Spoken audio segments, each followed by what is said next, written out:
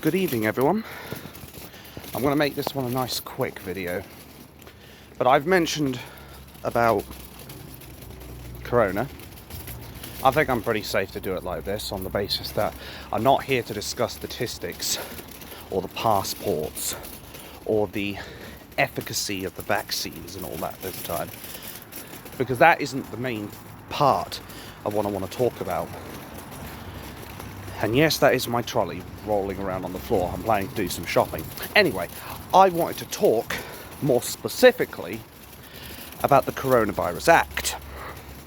Because while Boris Johnson has actually gone out of his way to say we are going back to Plan A, and that we will no longer be locking down the country, and we will no longer require mandatory masks and what have you, the thing is, it means nothing until the whole act around Corona is actually removed. Because then that will prevent anybody and everybody in Parliament from being able to do another U-turn and have more U-turns than a Tesco car park. And it will stop them from being able to say, well, we're going to put these things back on you now. That is why we need to fight with everything we've got to make sure that this act is repealed. Whether it's through petitions, whether it's through civil disobedience, it needs to be contested. Because otherwise, we're just going to go back to square one. And eventually, I have a sneaky suspicion that they will try to bring this back, and that they will try to enslave the British population again by forcing them to stay indoors on the pretense of something that we now know because of the National Office of Statistics, the Office of National Statistics even, because they actually told us how dangerous Corona really was. Or in this case, wasn't.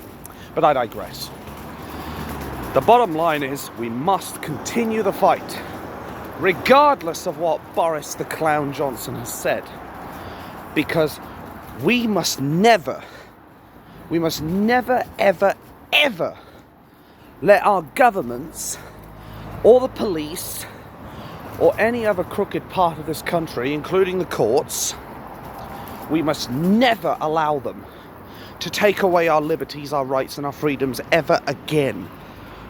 And I think the establishment knows full well that its trust, the trust the British people have in them, has been completely and utterly tarred with that fact that came out from the Office of National Statistics. I don't think anybody is going to look at them or the mainstream media as people that we should just say, oh well, they've said it, so it must be true. I don't think anybody's going to do that anymore. And frankly, they shouldn't. Because we now know the deceit and the lies that the media and the government will go to. So, the next fight, other than that documentary that's coming out in Telford, is going to be repeal the Coronavirus Act.